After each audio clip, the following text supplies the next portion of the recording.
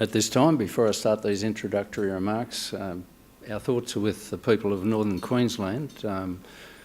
Cyclone Debbie has crossed the coast, and the front is just over Proserpine at the moment. It'll be about 3 hours before it reaches the transmission backbone grid up there. So today's another day in the office. But we're working very closely with Powerlink, the transmission grid operator in Queensland, to make sure we get through this very rapidly evolving situation. In these introductory remarks, I want to talk about our final report into the 28th of September Black System event and touch upon the events of this summer and perhaps some of our plans for the future. Today, AEMO releases its final report into the Black System event that happened here in South Australia 6 months ago. Such extreme events occur rarely. The last statewide blackout in South Australia was 30 years ago. AEMO acknowledges the impact an event of this scale has had on electricity customers and the South Australian community as a whole.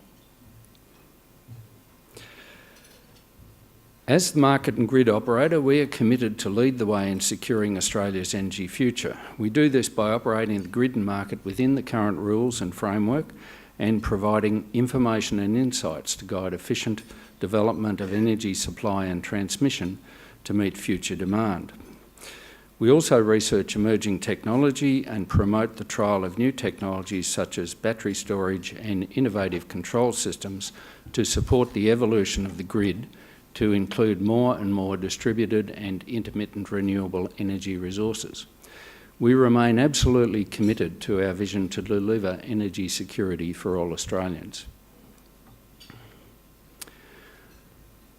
The report we're releasing today provides an in-depth analysis of the sequence of events and the cause and effect chain that resulted in the Black System. Our investigations are complete and there are no longer any mysteries in how this event happened. To state it at its simplest, on the 28th of September last year, a storm came through the state of South Australia with tornadoes causing major damage to the transmission grid. This resulted in 5 faults in very quick succession on the transmission grid in the northern part of the state.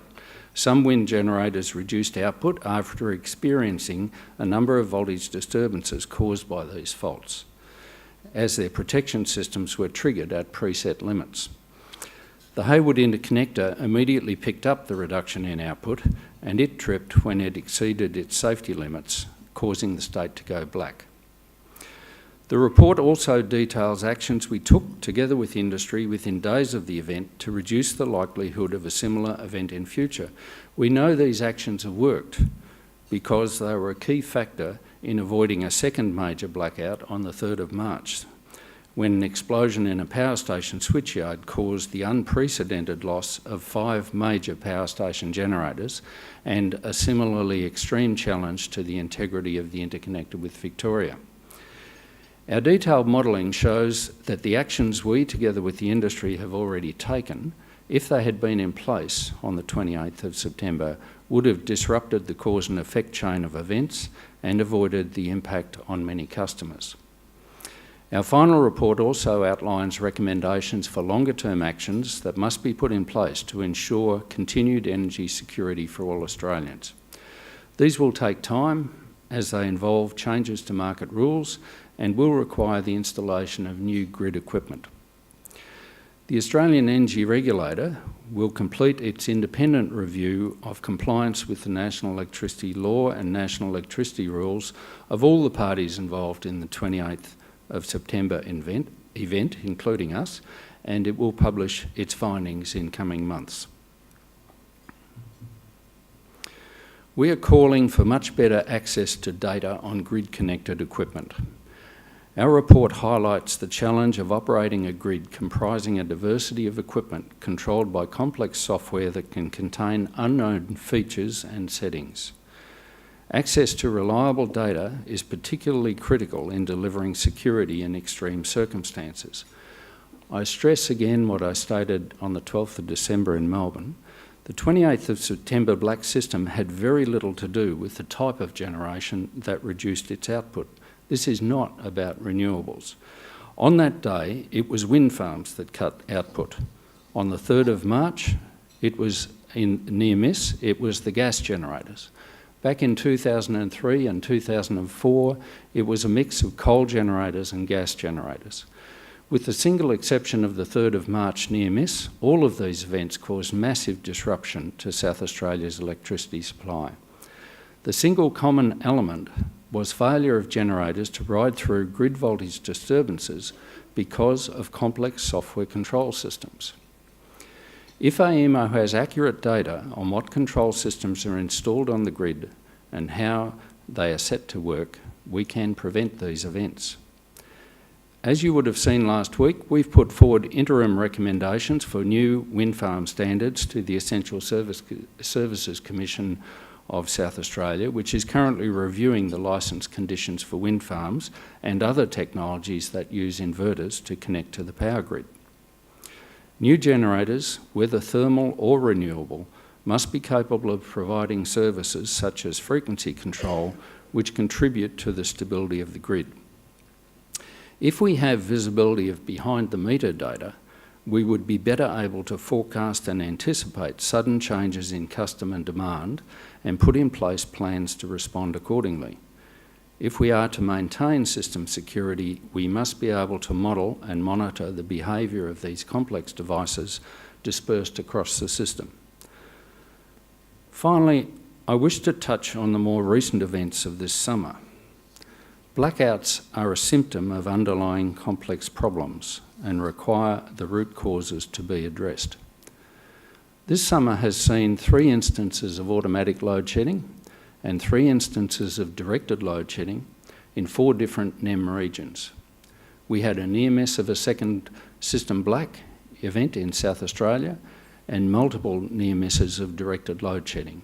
Voluntary reduction of demand by customers over peak periods was an important factor in cutting blackout risks in 2 of these events. We will continue to push for action to address the root causes of these symptoms. We welcome government action on secure access to gas for power generation in response to our recent GSU report. We look forward to advice from gas producers of revised forward projections of gas supply to reduce risks to NEM system security over the next few years. We are also offering support to accelerate implementation of gas market reforms so that this gas supply can easily get to where it is needed at an efficient price. The NEM rules were written for a different age. With the advent of new technologies and the proliferation in the market of distributed generation and energy storage, both grid-connected and behind the meter, the security of the NEM is now less certain than when it was designed. We need to go back to the basics and establish an agenda which not only encourages competition, but also efficient investment in the market, ultimately delivering a secure, safe and reliable supply of electricity to Australian consumers.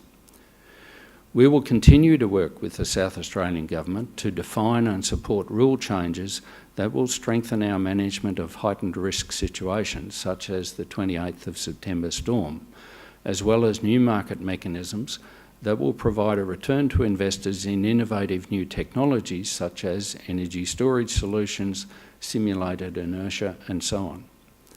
The AEMC plans to deliver decisions on these rule changes between now and the middle of the year, and we will work to ensure their rapid implementation. Further, AEMO supports and encourages the planned and secure deployment of demonstrated new technologies and new business approaches in the NEM. Embedded and distributed generation, energy storage and controllable load provide potential benefits to system security and offer the opportunity to optimise the use of grid infrastructure.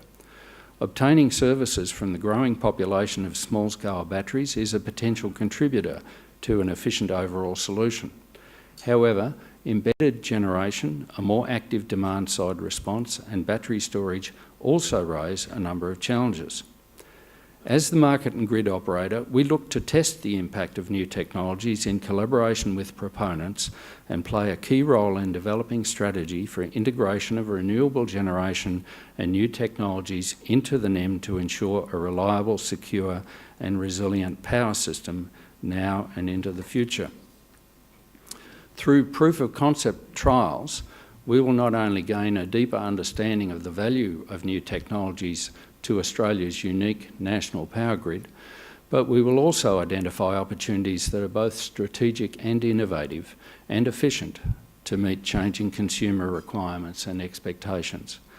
AEMO has initiated work with the Australian Renewable Energy Authority, ARENA, and others to participate in proof of concept trials of promising new technologies to make the grid more resilient as we transition to new forms of power generation, energy storage and managed load distributed across the grid. For example, ARENA has established an agreement with our support to trial frequency control using the new Hornsdale Stage 2 wind farm here in South Australia. This week, we will sign a new Memorandum of Understanding with ARENA to support a number of other exciting trials of new technology that can help system security.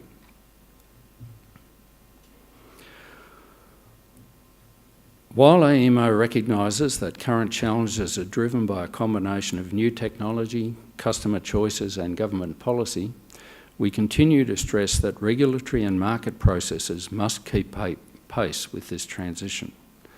After reflecting on the experiences of this summer, we have written to the Australian Energy Market Commission to work with them on fundamental review of two sections of the NEM rules that deal with management of supply emergencies, the reliability and emergency reserve trader and the lack of reserve framework.